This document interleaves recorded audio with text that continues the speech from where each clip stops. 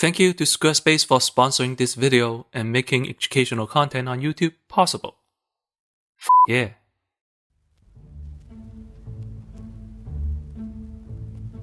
Like many languages, Chinese expletives fall into 4 categories: fecal, familial, mortal, and sexual.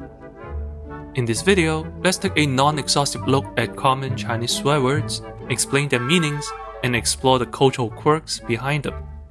We'll focus on Cantonese only, as examples of Cantonese expletives are more common in films. Thank you, Hong Kong. Finally, people who are sensitive to swear words may kindly get the f out before shit gets real. With that out of the way, here are the Chinese words to confuse your Chinese friends.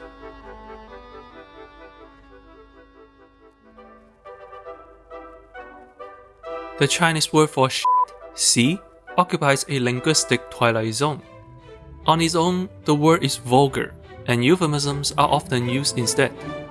Defecation is politely referred to as dai bin, meaning the greater relief.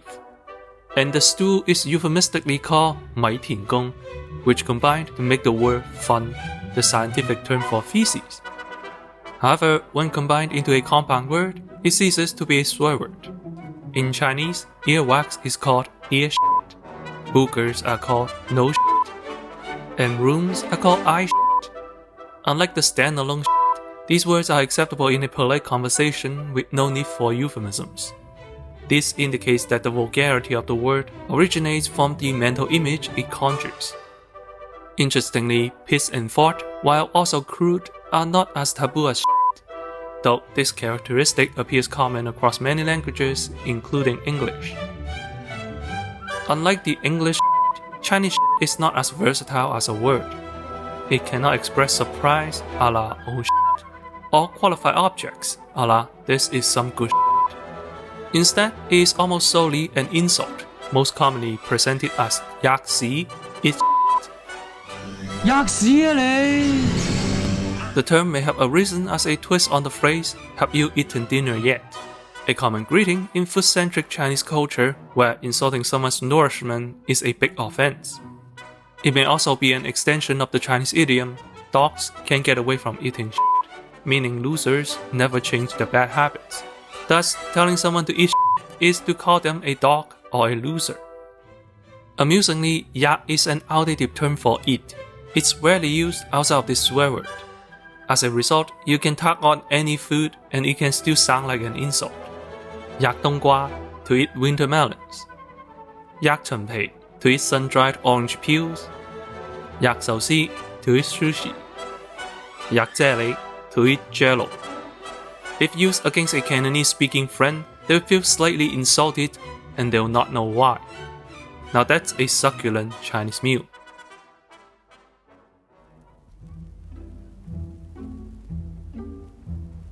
What if you want to tell someone to eat shit? The best way to do it is with a website. Actually, the best way is to make a film like Wang Jing did, but we don't all have the knowledge or the budget for that. Luckily, you don't need special knowledge or budget for a website. All you need is Squarespace. Look, there's a webpage made with the explicit purpose of listing all negative reviews of the film Devilman. It was an unforgettable insult, but could have been even better. Because with Squarespace, you can easily create a website with the help of pre-made templates and the intuitive editing process.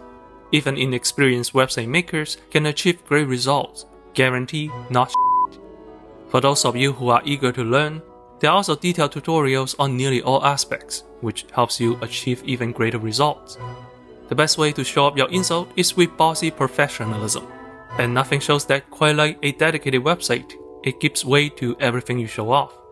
Doesn't matter if it's a photo, a video, or a merch on an online store, Squarespace can help you make it come true. You are not limited by the rules of social media. Start your free trial at squarespace.com/accentcinema. Use the code accentcinema and you can get 10% off your first purchase. Got some good shit to say? Got some badass shit to display? Show it with confidence.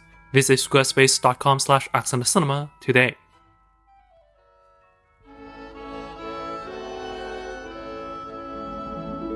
In English, a common familial insult is I f your mom. The same insult also exists in Chinese, 丢你老母, your old woman, But this is quite taboo and wordy, so people often shorten it to 你老母, your old woman. 高帽、圓帽、尖帽、方帽、你老母。Note that the sexual punch is stripped away. In Chinese, one can insult others simply by improperly referring to their mother. 大人，你咁講就唔啱啦，佢話晒都係朝廷音。入你老母！嚇 It's a characteristic not found in English. It highlights the Confucius-driven focus on family honor. The subject doesn't have to be mothers either. Replace it with any other relative and it will still be considered an insult, although it will cease to be a swear word. 你老豆, your old man. 抄你老豆！你家姐, your older sister. 我笑你家姐咩？肥婆奶奶, Fadi, mother-in-law. 肥婆奶奶！ These alternatives are used as a form of self-censoring, bringing in the insult without resorting to the swear words. 你老味, your braised food, serves a similar purpose. 插你老尾啊！我睇你幫唔幫到我咋？ It sounds like 你老母, but much more comical, dampening the vulgarity and also tying it back to Chinese food culture. Beyond using it as an insult, the phrase can also be used as a dismissive response, meaning F this shit. It can also express contempt, even in endearing ways, much like the English phrase, you son of a bitch. Another common swear is 冚家鏟, shovel for thy whole family, which means death to the entire family. 冚家鏟，你還拖？ The censored alternative is 冚家富貴, may fortune befall thy whole family. 富貴，冚家富貴，冚家富貴都 The term may be referencing an imperial era practice, in which one person's crime meant the execution of the entire family. The practice began as early as the Qin dynasty and lasted throughout dynastic China. It was often used to call political enemies accused of treason. The literal meaning of 冚家鏟 may seem intense, but nowadays this insult is so overused it has lost its bite. Ironically, the sanitized version 冚家富貴 can sometimes hit harder, as it is less commonly uttered. The phrase may be used to express contempt and surprise, similar to the aforementioned 你老母. One can also call someone a 冚家鏟, which is akin to calling someone a bastard in English.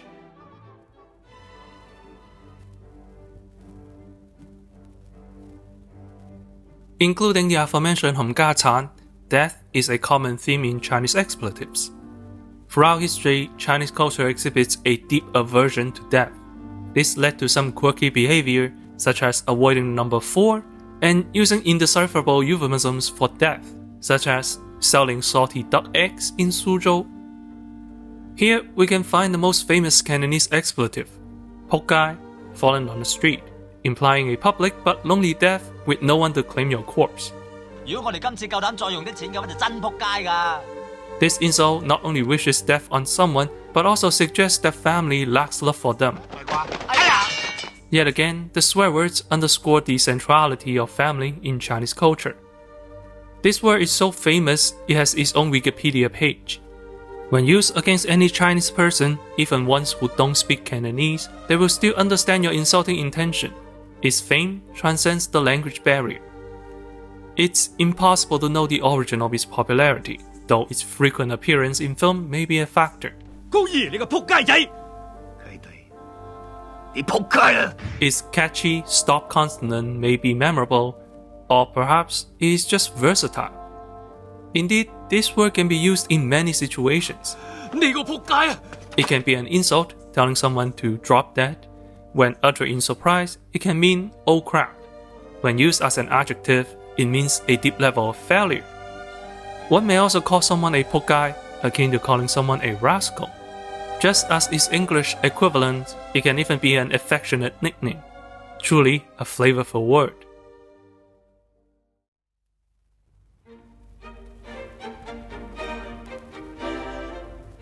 Compared to previous examples, sexual expletives are even more taboo in Chinese culture. These words refer to private parts, but in a deliberately unappealing tone. They are words too crass for films, and when they pop up, it is a big deal. 今時今日，人人都改口啦，話法律面前窮人含撚啊！ Additionally, the feminine terms tend to sound more vulgar than the masculine equivalent. However, at Accent Cinema, we support equal rights and also equal wrongs, so Here are the common examples, female included. Hi, which means cunt, but in the American context. 呢個叫做龍虎鳳大集會，好閪補嘅。It's often replaced with say, a censored alternative. 文西 Lun, which means cock. 我雖然爛賭，但係我好撚講義氣㗎。Diu, which means dick. This is the same word found in f your mom, 屌你老母. Again, these are extremely vulgar words and should be only traded among close friends, not in a public environment. Unsurprisingly, these words are taboo lately due to the long history of sexual repression in China. Not all Chinese dynasties were prudish. Women in the Han and Tang eras enjoyed greater freedom, but later dynasties were more oppressive. Infamously, women in the Song dynasty were practically banned from public life. This Song painting depicts a scene from the streets of the capital city. It contains over 800 characters, of which only about 20 are women. Such customs are long gone, but the lingering idea that women should be reserved may explain why female curse words are less common. Or perhaps it's just less acceptable to bring vulgarity to a disadvantaged group. In any case, should the situation permit, these words can be as versatile as the English word f***. They can be slotted into a sentence for extreme emphasis. 咪嘈啦, shut up, becomes 咪撚嘈啦, shut the f*** up. 冇用, useless, becomes 冇閪用, f***ing useless. It can be used as an insult. Calling someone a sai is to call them a cunt or stupid. Calling someone a lun is to call them a loser. Although diu as an adjective can mean the shit. Discovering what is possible is part of the joy of language learning. As such, we'll leave you to explore more on your own.